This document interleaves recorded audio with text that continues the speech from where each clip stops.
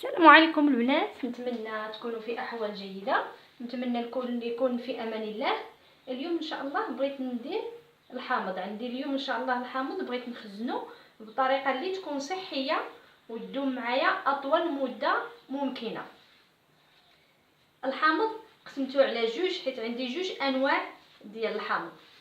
واحد القشره ديالو رهيفه ورقيقه اللي هو هذا كيف تشوفوا، وهذا الحامض اللي القشره ديالو غليظه.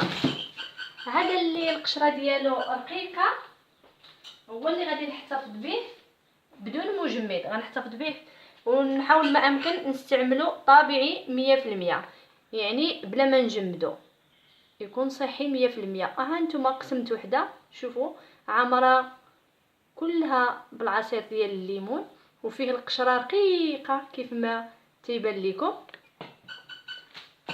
واحده اخرى هانتوما.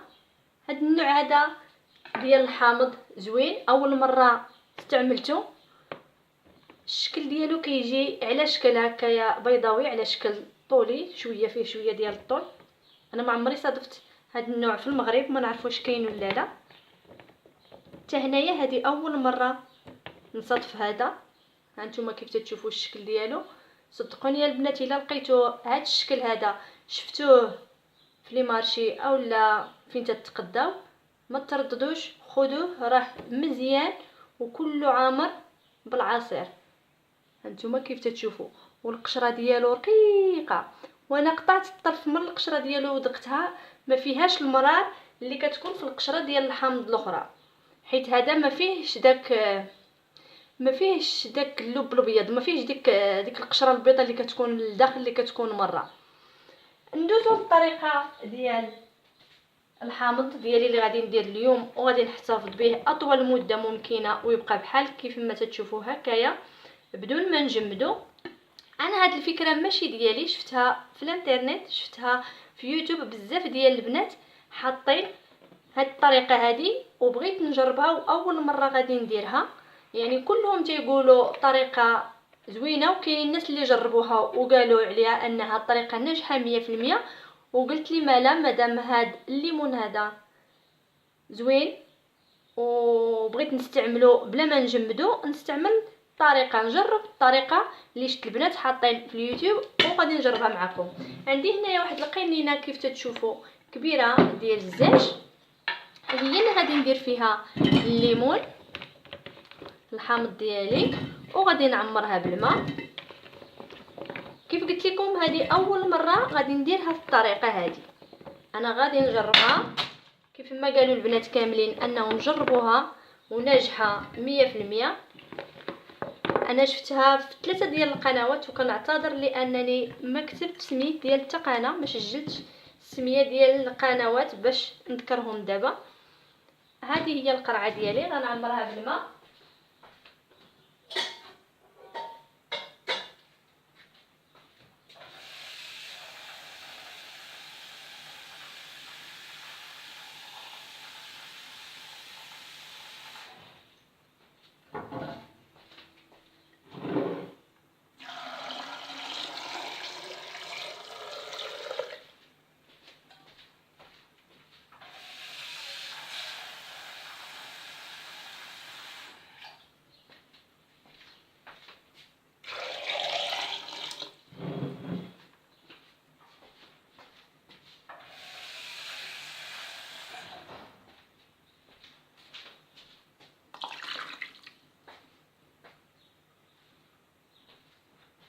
وغادي نسد عليها بالكحكام وغنحطها في الثلاجه غير من التحت، ماشي في المجمد، غتكون غير في الثلاجه من التحت ونبدا نهز منها فاش نبغي نستعملها. اما هذا اللي قلت لكم الجلده ديالو او القشره ديالو غليظه غنحطو في المجمد باش نستعملوه باش نغسل الدجاج ولا فشي استعمال اخر.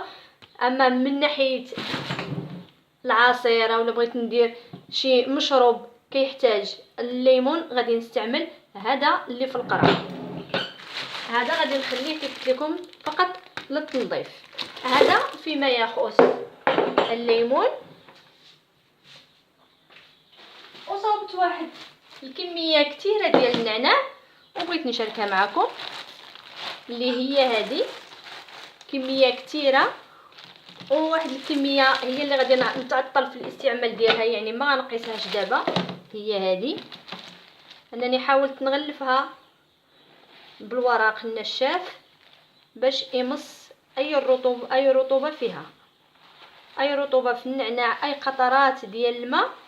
هاد الكارت هذا غادي يمصها، وبهذه الطريقه غادي يبقى عندي النعناع مده طويله.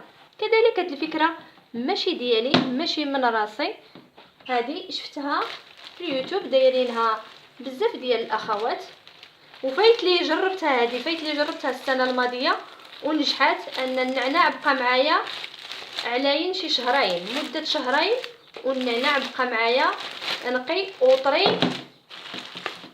هذه غادي نطرفها كيف قلت لكم. وكذلك هذه الكميه هذه حتى هي مغلفه بالورق النشاف. من بعد 3 ايام 4 ايام نطلع عليه ونشوف الا كان الورق مص الرطوبه ومص الماء، غادي نعاود نبدلو. كيف تشوفوا هنايا هو بداو فيه القطرات ديال الماء، غادي نعاود نخليه واحد اليومين. هذه درت فيها غير واحد الكاغط لانني هي اللي تنستعمل، هذه يومين وانا تنستعمل في هذه، ما كثرتش ليها الكاغط المناديل علاش كنستعملها حاليا. هذه غادي تسالى دغيا. اللي بغيت نحتفظ به اطول مده وهي هاد البلاستيكه وهادو اللي لتحت. هذا هو الفيديو ديال اليوم. نتمنى ان شاء الله انكم تكونوا استفدتوا ولو قليلا. نتمنى اللي ما مشتركش في القناه عندي يشترك، واللي شاف الفيديو ديال اعجاب، وبالتوفيق للجميع.